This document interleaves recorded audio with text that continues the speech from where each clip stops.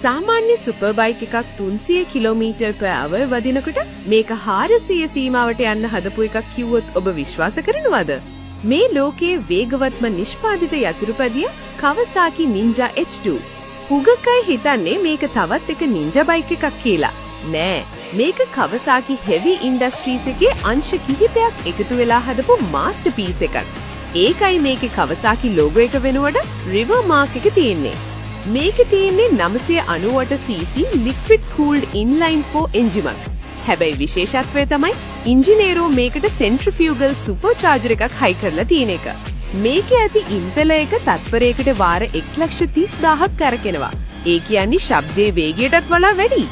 මේ සුපිරි ආරෝපණය නිසා සාමාන්‍ය H2 එකක අශ්ව බල 228ක් සහ 141.7 Nm ටෝක් එකක් ලැබෙනවා. ඒ වගේම මේකේ තියෙන්නේ ඩොග් රින් ට්‍රාන්ස්මිෂන් එකක්. ඒ කියන්නේ MotoGP බයික් වල තියෙන ගියර් සිස්ටම් එකමයි. ඉතාමත් වේගයෙන් සහ සුමටව ගිය මාරු කරන්න මේක උදව් වෙනවා. බයික් එකේ වම් පැත්තේ පෙනෙන මේ ලොකු සිදුර RAM එයා ඉන්ටේක් නිකම්ම සිදුරක් නෙවෙයි. මේකෙන් තමයි සුපර් චාර්ජර් එකට අවශ්‍ය වාතය අධික වේගයෙන් ඇදලා ගන්නෙ. ඔයාට ඇහෙන මේ සුවිශේෂී ෆ්ලටර් සද්දේ එන්නේ මේ වාතය ඇතුළට ගන්න කොටයි.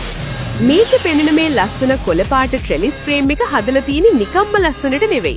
මේ රාමුව නිසා බයික් එකේ බර ගොඩක් අඩු වෙනවා වගේම එන්ජිමෙන් පිටවන දැවැන්ත රස්නය ඉක්මනින් පිටතට යවන්න මේ ව්‍යූර්ත සැකස්ම උදව් වෙනවා. මේකේ පෙනුම හදලා තියෙන්නේ අභ්‍යවකාශ තාක්ෂණය පාවිච්චි කරලා. මේකේටි කාබන් ෆයිබර් කොටස් සහ ඒරොඩයිනමික් වින්ග්ස් නිසා අධික වේගයේදී බයික් එක එසවෙන්න දෙන්නේ නැහැ. ඒ වගේම මෙහි තියෙන්නේ සිංගල් සයිඩඩ් ස්විංග් ආම් එකක්. ඒකෙන් බයික් එකේ බැලන්ස් එක සහ ලස්සන දෙකම වැඩි වෙනවා. මෙච්චර පවර් එකක් පාලනය කරන්න Bosch IMU 6 axis system එකක් තියෙනවා. ඒ වගේම cornering ABS, engine brake control සහ launch control වගේ සුපිරි ඉලෙක්ට්‍රොනික පහසුකම් මේකේ ඇතුළත්.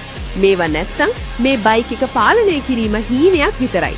ඉතින් ඔයා කැමති Ninja H2 එකටද නැත්නම් H2R එකටද? ඔයාගේ අදහස කමෙන්ට් කරන්න. මේ වගේ සුපිරි බයික් ගැන දන්න යාළුවන්ට මේ වීඩියෝ එක ෂෙයාර් කරන්න. තවත් මේ වගේ දේවල් බලන්න අපිව ෆලෝ කරන්න.